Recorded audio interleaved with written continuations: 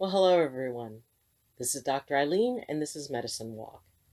And for those of you who are listening in on Blog Talk Radio, this is Healing House Radio. So I hope everyone's having a wonderful week, and we're coming to the end of the month and the end of our review. We'll be going over 3 more topics today. And if you are watching the premiere episode on YouTube, you can log into the chat room and I will be available live to answer questions and comments. Other than that, you can leave your comments in the comment sections on both Healing House Radio and on YouTube. So, we're about halfway through, and this evening, today, we're going to be looking at, I'm filming in the evening, so sorry about that. So, today we're going to be taking a look at the next 3 topics, which are empathy or empathic magic, light and shadow, and grounding. So let's get into it.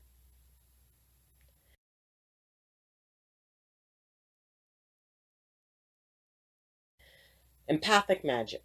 It is near and dear to my heart because it is what I am and it is very much what I do. I've been an empath since childhood, since before I knew what that word meant. All I knew was that I was always called sensitive, as many empaths are. They're called sensitive, they're called, dramatic, or overly sensitive. We have too much imagination. Empathic children are often accused of having too much imagination or being, too sensitive. It's mainly because they've tapped into the emotions of others. That if they're dealing with someone who is very upset or very sad, yes, they're going to show that sadness. And no, they're not going to be able to explain why. And it really saddens me when I see or hear about children who are really pushed into not being able to acknowledge their abilities because it's viewed as a weakness. It's viewed as something incorrect. And there's Luna again. There you go. Something about turning on this camera just suddenly makes her want to pay attention. So anyway, so the idea behind empathy is that, or it, at its most basic, is that you feel what others feel as if it is your own emotion. And that can make it very, very hard to be able to discern what belongs to you and what doesn't.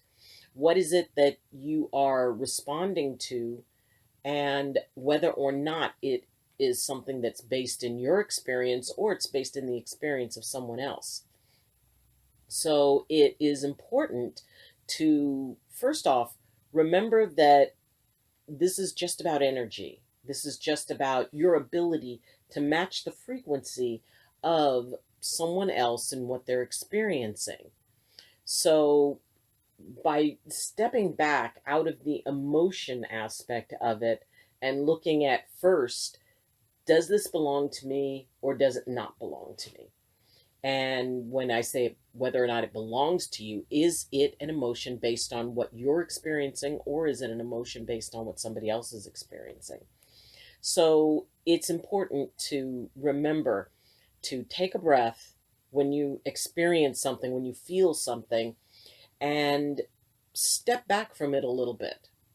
The first question I ask myself if I'm feeling something is, does this belong to me? And when I ask myself that, and it's been a long time that I've been working with empathy, there's I picture it like a little beep. And if I'm say, does this belong to me? And I feel the little beep, that means if there's any reaction, I know it does not belong to me. That's just how I perceive it and how I feel it. If there's any variation in that, it is a sign that it is coming from outside of me. Now, as we talked about in the episode, and if you're interested in empathy, I strongly recommend you go back to the playlist and you pull up the month that we talked about empathy, because it's really important for people to understand not only that, yes, empathy is a gift, and it is also a tool that can be utilized. It can become choice. And pretty much it's, if there's anything about empathy that I want to get across, is that you don't have to be a victim to it. It can, and it takes practice, it takes work, it takes focus. And you can be able to manage it either by putting it on a dimmer switch or shutting it completely off. Now, the idea that empathy is the ability to feel is only one part of empathy. Empathy has two other parts that most people don't really recognize. First, that you feel what other people feel as if it's your own feeling. The second aspect of empathy is that it can be used to scan. You can see where somebody is at. You can, check their emotional state. That takes a lot of practice and a lot of work, a lot of meditation. The third aspect of empathy is that it can be transmitted. So instead of feeling what someone else feels as if it's your feeling, you transmit a feeling to someone else that they will feel as if it's their own feeling. Now, this is the highest level of mastery regarding empathy, and it is something that I generally do not teach unless I'm very sure about the person who I'm teaching it to. I'm just putting it out there that it is possible. And the main reason why I put it out there is that there are empaths who are very, very talented, and they can be very, very persuasive. Empathy is an excellent tool for salespeople, and it has to be used responsibly. One of the ways that you can be able to create a conscious aspect to your empathy is by finding that still place. And the best way that I know of, and the way that worked for me, was that I began to meditate with stones, especially river stones, because their energy is all about everything flowing past. So what I would do is I would sit and I would direct my empathy into the stone. Now, when you first start doing this and you're not sure if you can manage that, just sit with a stone, hold it, experience it physically. Then just let your energy just kind of relax. It's almost like looking at it through soft eyes. Just sit and feel it, sit with it, and see if you can reach the point where your energy matches up with it and you feel that sense of stillness. And if you practice and really work on it, you can actually sense the consciousness that is within the stone. And that consciousness can teach you how to find that place of stillness, because it's in that place of stillness that empathy can be shut off, where you become detached. And it is an excellent practice, especially for those who have a difficult time managing empathy. It does take work. So, as I said, you can go back into our section on empathy and review that, because there's a lot of good information. If you have additional information that you would like, or questions that you would like to ask, then please get a hold of me. Next year, we're going to be doing some interesting work with empathy. So I'll be announcing that at the end of the year. But always remember that you have choice. Remember that any ability you have, just like the ability to run or throw a baseball or to sing or do art, it is a talent that you can cultivate, that you can exercise, that you can grow, and that you can use consciously. Also remember that empathy is not the same as reading someone's mind. You're looking at their emotional state in that moment. So it's almost like you're looking at a photograph. You could have the calmest person in the world, but if you perceive them in a moment that they're upset, oh, well, that person's really angry and that person's really upset, which it's not necessarily that. It's just that that's the state they're in. So always remember that empathy does have its limitations, but the more you work with it, the more you learn about it, the more you experience it, the easier it will be for you to be able to discern what's yours and what's not, and to be able to utilize that in in a very, very powerful way. So, enjoy empathy, enjoy working with that, and if you need additional assistance with it, please let me know.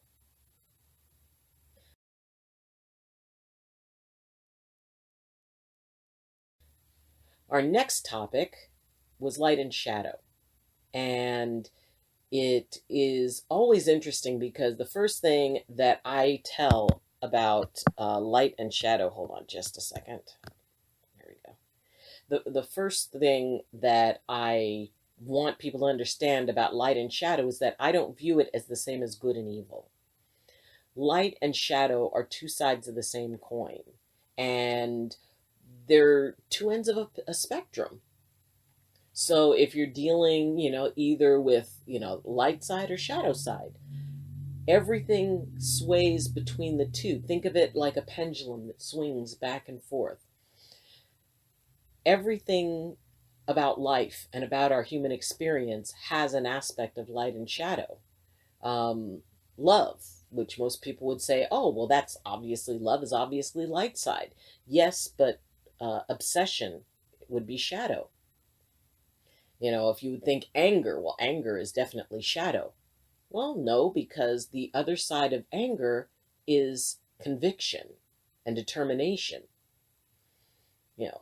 Fear, shadow or light? Well, fear that creates a situation where we are reacting and responding in a panic, as opposed to wisdom and discernment.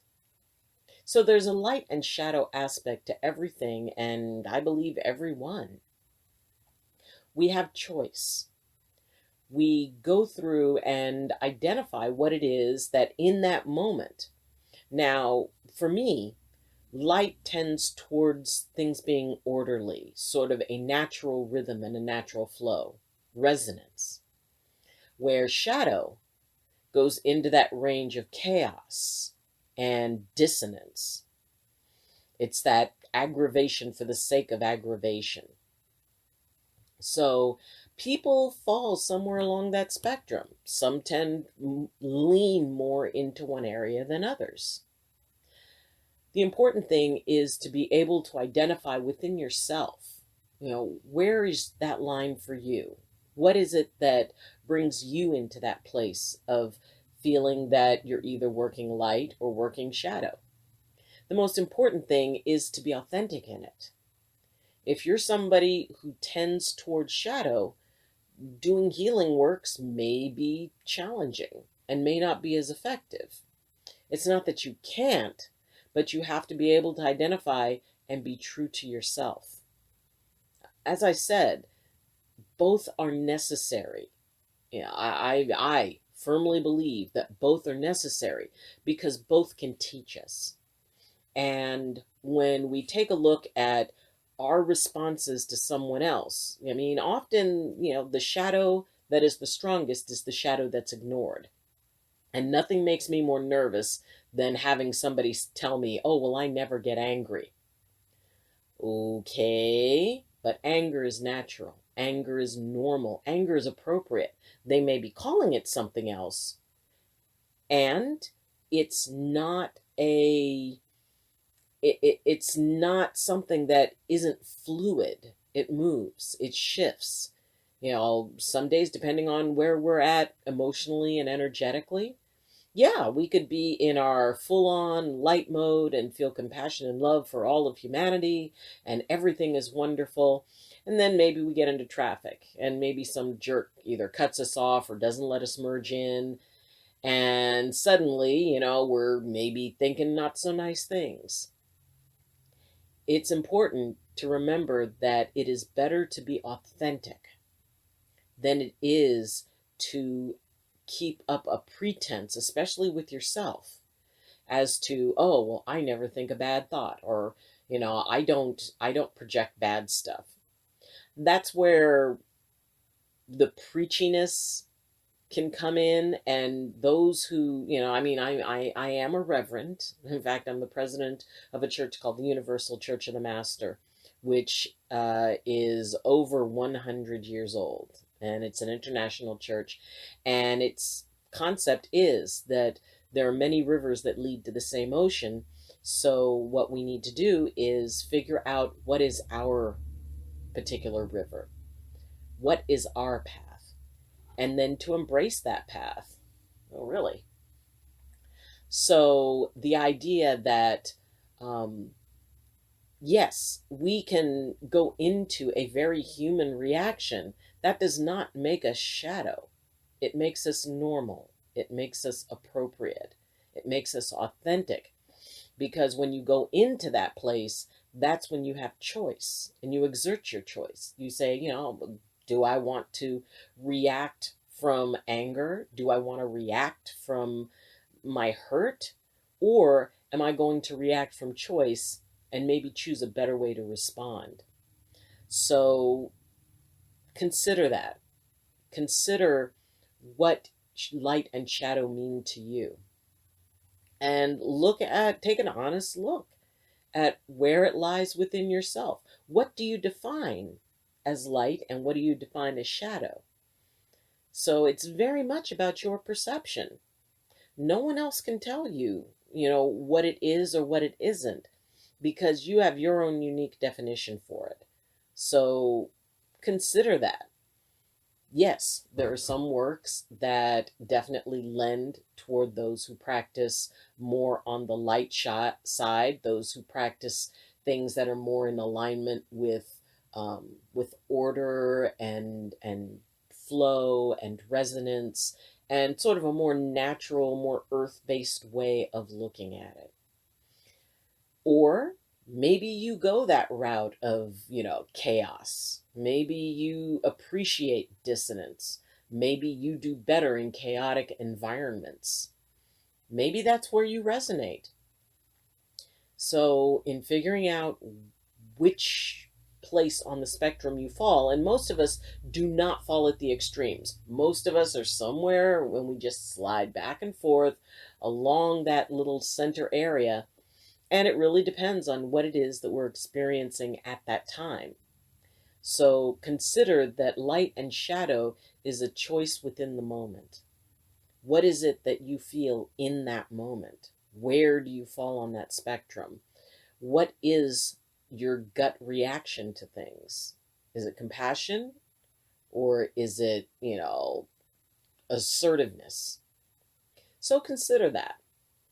And I recommend that you go back through in the discussions of light and shadow.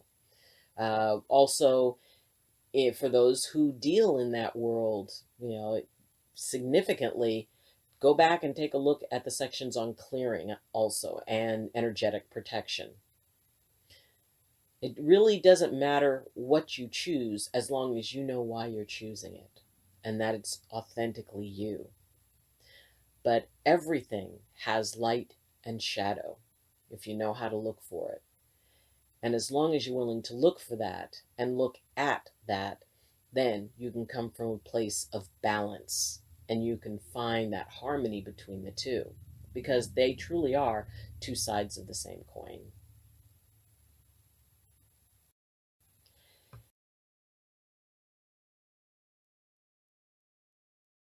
And the next topic that we were talking about is grounding. Grounding is probably one of the most popular questions that I have.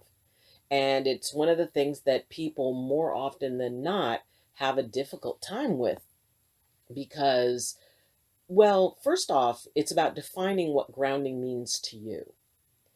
For some, it means stillness. For others, it means flow. Most people identify the term grounded with the idea of, tree roots that go down into the ground that hold you solid, something that takes you out of the emotion of a moment and allow you to be centered and find that place where, you know, compare it to the eye of the storm. If any of you have ever been in a hurricane, um, God, If any of you have ever been in a hurricane, you know what the eye of the storm is. It's that place of stillness in the center of all the chaos. So the idea that you find that way to step out of what the experience is and to be autonomous, to not be affected by it, to be able to sit and find your space and your center. And from your center, you're able to make choices. Being grounded is about the ability to choose. It's about moving away from reaction and moving into choice and choosing an action. And it can be very challenging.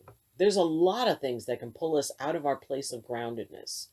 And whether it's being triggered by a particular subject matter, whether it's being triggered by seeing something that you respond very strongly to, that you feel very strongly either in favor of or against.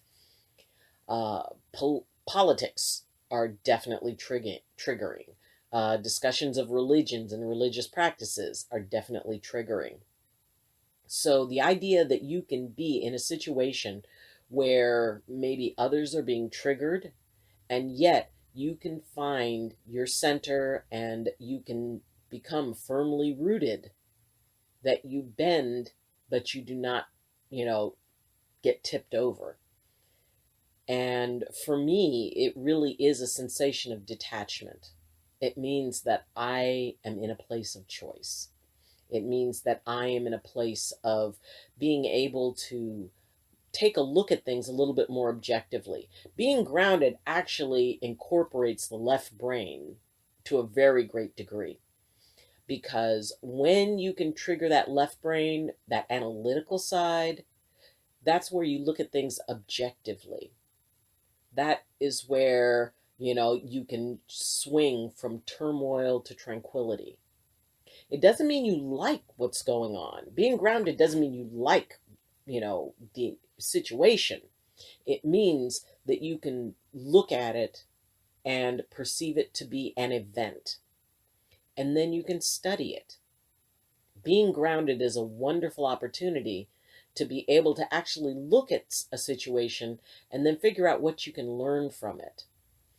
If people are, going off in some sort of a major discussion and there's a lot of emotion to it, and, people are sort of, getting all really wound up, when you go into your grounded place, you step out of that. You are no longer in that energetic field, which is why it is so important for empaths to learn good, solid grounding skills, because it's that moment when you step out of the emotion and you step out of the energy of that particular field, then you can be able to maintain your choice. You can maintain your ability to think through something as opposed to just responding or going into mob mentality. Grounding is very important to not get sucked into a collective thought or a collective emotion. And it also, keeps you from being, rattled too much by things. If you have a difficult family situation that you have to walk into, or you've got a work situation that is difficult, it is much easier to manage when you can come from a grounded place, because then, one, you don't take anything personally. These are just events. These are just responses that other people are choosing. Some people would say that cats are very grounded because they just kind of do their thing, and they just are there to enjoy. They want to be pet for a while, they'll be pet, and then they'll go, okay, I don't want to be pet anymore, and they just walk away.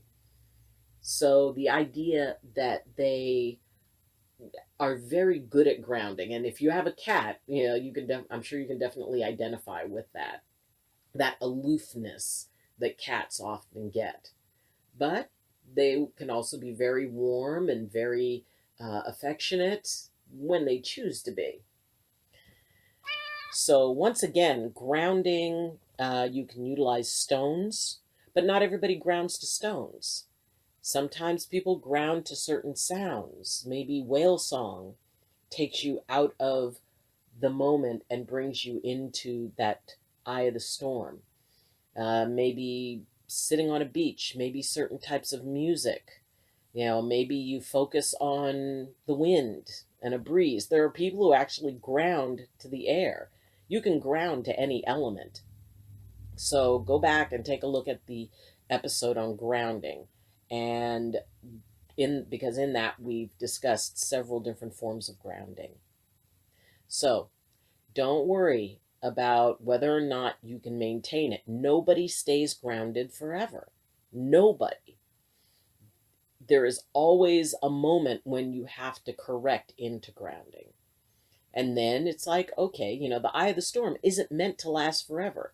All it is a place to give you that breathing space. So utilize your grounding with that. And with practice, you can hold that grounded state for longer and longer. But it's not meant to be forever. You still have to come back into the world. But you can be able to take a break from what's going on and be able to find that stillness. So, good luck with that. And if you have any questions on grounding, please let me know. So, try not to knock things over, Luna. So, that's it for today. And we will be doing, next week will be the last two topics. This was 7, 8, and 9. So we'll do month 10 and month 11 for October and November's topics. And if you have any questions on any of these topics, please let me know, and you can put them in the comments, or you can contact me through the Facebook page and leave me a message that if you have a particular question about any of the topics we've covered this year. So next week will be October's topic, November's topic, and then we're going to be talking a little bit about what's going to be happening next year. So it's exciting. We've almost reached the end of the year. It's been a really cool experience to be able to share this information with you. As I've said before, this is essentially my first year when I'm training someone in spiritual matters. I do spiritual teaching, and these are the basics that I cover in the first year. So next year we will be moving on to something that's a lot more exciting. So I'm really looking forward to it. If this was valuable to you, or if you enjoyed the topic, please hit like. If you feel that, this is a community that you resonate with and you like the information, please consider subscribing. And if you do, please hit the bell. That will make sure that you get notified when videos come up. You can reach me, as I said, through my Facebook page, Medicine Walk with Dr. Ayleen, and my Twitter is also in the description. If you really like what I'm doing and you would like to support the channel on a slightly bigger level for as little as $2 a month, you can become a patron, and my Patreon account is in the description. So, we'll talk to you next week. Thank you for joining me. And as always, I wish you balance, and I wish you blessings from my heart to yours. Love you, and class dismissed.